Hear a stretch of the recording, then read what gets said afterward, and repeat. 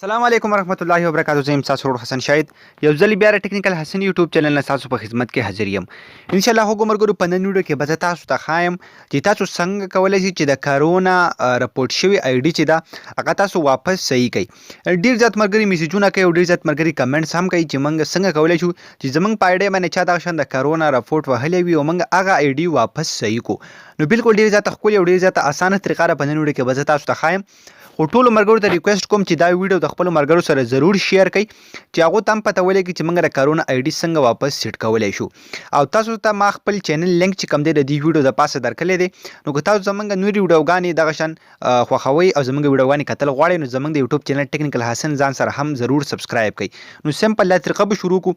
سمپل لاړ بشي فیسبوک ته. پس ټاپال به خپل دغه شان نمبر ولیکئ کوم چې تاسو د موبایل نمبر دی او کوم چې تاسو پاسورډ دی. تاسو ته ښکاري تاسو ته خپل آی ډي پاسورډ او ایمیل دواړه دغه شان معلومي.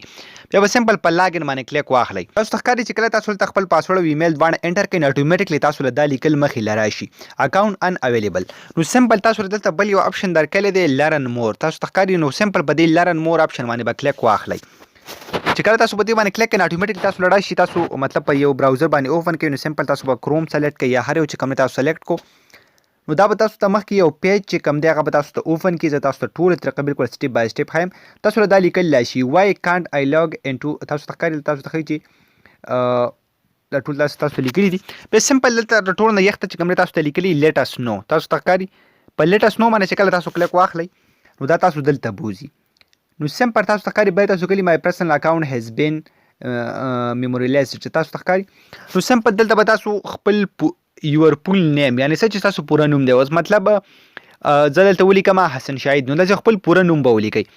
بیا تاسو ته ښکاري دلته په دویم کې به تاسو سمپل خپل ایمیل اډرس ولیکئ یعنی خپل جیمیل. او بیا لاندې چې کوم دی دلته به تاسو ډیټ اف برث ولیکئ یعنی کوم چې تاسو ډیټ اف برث کله چې تاسو جیمیل جوړو یا تاسو خپل آی ډي جوړوله نو تاسو به هغې خپل یو ډیټ اف برث ورکړی وي هغه تاسو دلته سمپل ولیکئ. تاسو ته ښکاري دا کال دی دا زموږ سره میاشت او دا زموږ سره تاریخ دی. چې کله دا تاسو دلته سلیکټ کړئ سمپل په دې تاسو کلیک کړئ نو تاسو ته ښکاري تاسو څه پیدایش دی نو هغه به تاسو دلته سلیکټ کړئ. ډېر زیاته سمپل او اسانه طریقه ده. بیا سمپل دلته تاسو له چوز فایل دلته تاسو له یو اپشن درکړی. ډېر زیات ملګري په دې نه پوهېږي چې دلته موږ څه وکړو. نو دلته سمپل دلته تاسو لیکلي ټو کنفرم دیټ یو ار دی انر اف دس اکاونټ. تاسو ته ښکاري تاسو ته بره دا ټول هر څه چې کوم دی لیکلي دي اف دس اکاونټ پلیز اپلوډ ا فوټو اف یور سیلفي هولډینګ یور ویلډ فوټو آی ډي. لکه مطلب دا تاسو ته و چې تاسو خپل یو سیلفي چې کوم ده هغه تاسو موږ ته را اپلوډ کړئ د دې وجې نه چې موږ تاسو وپېژنو چې آیا تاسو هغه آی ډي والا یې که هغه آی ډي والا نه یي. نو دلته ډېر زیات سمپل تاسو یو سیلفي ویستلی وي په خپل موبایل کې خامخا تاسو یو تصویر به وي نو سمپل هغه به تاسو دلته د دې ځای نه اپلوډ کړئ. کله تاسو په دې باندې داسې کلیک واخلئ چوز فایل نو دا به تاسو اتوماتیکلی ګیلري ته بوځي. تاسو د خپل ګیلري نه چې کوم دلته هر یو تصویر چې کوم دی هغه خپل سلیکټ کولی شئ.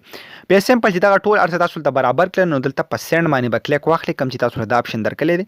په دې سینډ چې کله تاسو داسې کلیک واخلئ نو اتوماتیکلی ستاسو دغه پروسس چې کوم دی دا به دلته په سینډینګ کې شي او ستاسو ته به یو ایمیل راشي چې آیا ستاسو په اکاونټ باندې دغه شان کار روان دی او ستاسو اکاونټ به موږ ډېر زیات زر صحیح کړو.